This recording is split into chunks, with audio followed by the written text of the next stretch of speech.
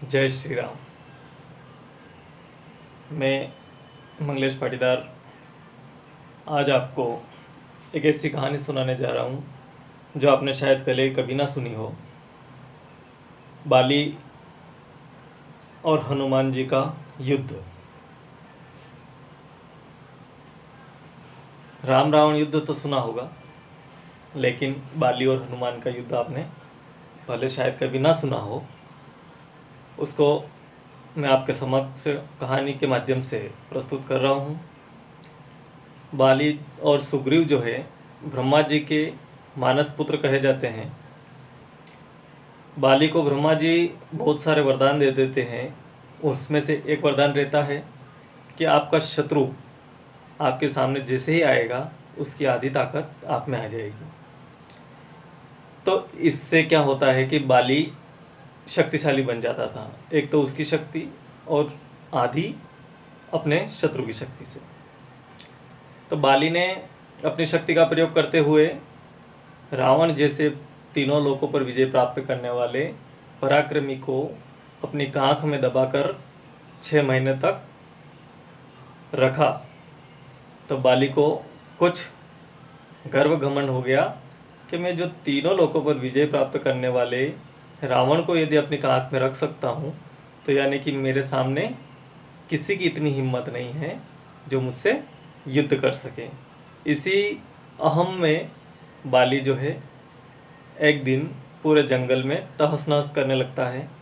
पेड़ पौधों को उखाड़ कर फेंकने लगते हैं तिनके की तरह, क्योंकि उनमें शक्ति है। और जो नदी तालाब सरोवर वगैरह जो अच्छे निर्मल जल के स्रोत रहते हैं उनमें मिट्टी डालना, उनको कीचड़ से भर देना, है ना, पेड़ पौधों को उखाड़ कर फेंक देना, ऐसी हरकतें करने लगे।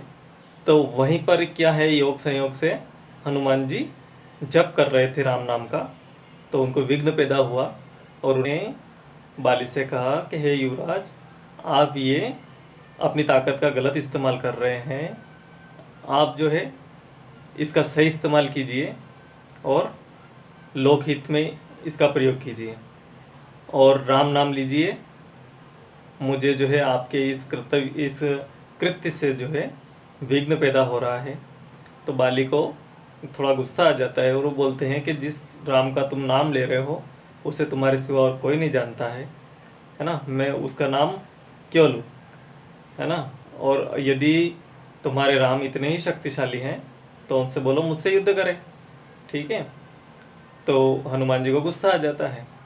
उन्होंने कहा कि हे युवराज, तुमने मेरे बारे में कुछ कहना है कह दो, लेकिन मेरे प्रभु श्री राम के बारे में एक शब्द भी मैं सुनने के मूड में नहीं हूँ।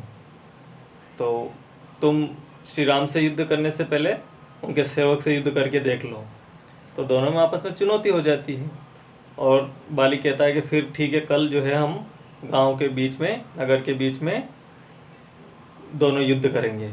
और ये अलाउंस पूरे नगर में करवा दिया जाता है। जब दूसरे दिन युद्ध करने के लिए हनुमान जी जब बाली से युद्ध करने के लिए घर से निकलते हैं तो ब्रह्मा जी प्रकट होते हैं और हनुमान जी से विनती करते हैं कि आप युद्ध करने मत जाओ।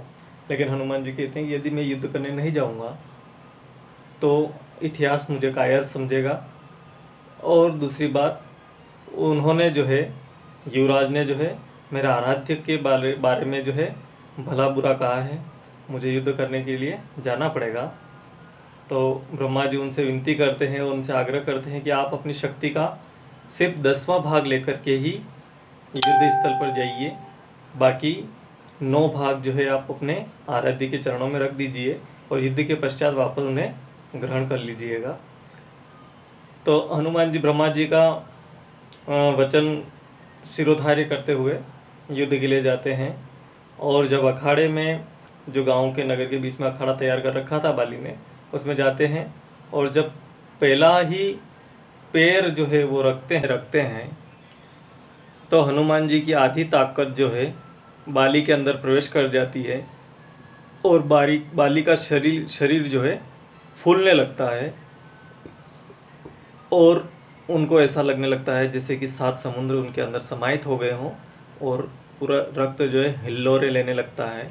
पूरा शरीर फटने लगता है और उनको कुछ समझ में नहीं आता है, उनका सर चकरा जाता है और वो कुछ समझे उससे पहले ब्रह्मा जी प्रकट होते हैं और बाली से तुरंत बोलते हैं कि जितना जल्दी हो सके यहाँ से बहुत दूर भाग जाओ, बहुत दूर भाग जाओ, जहाँ तक जो है हनुमान जी का प्रभाव न रहे, है ना, और इतनी दूर जागो, जितना जा सकते हो उतना दूर हो जाओ।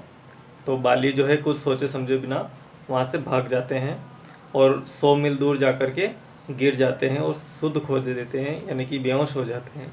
जब उनको जैसे होश आता है तो वो जो है अपने सामने ब्रह्मा जी को पाते हैं और उनसे बोलते हैं कि मेरे साथ ऐसा क्यों हुआ, मेरा शरीर क्यों फट रहा था और आपने ऐसा क्यों कहा, मैं जो है आपके कहने से इतना दूर भाग के क्यों आ गया हूँ, है ना।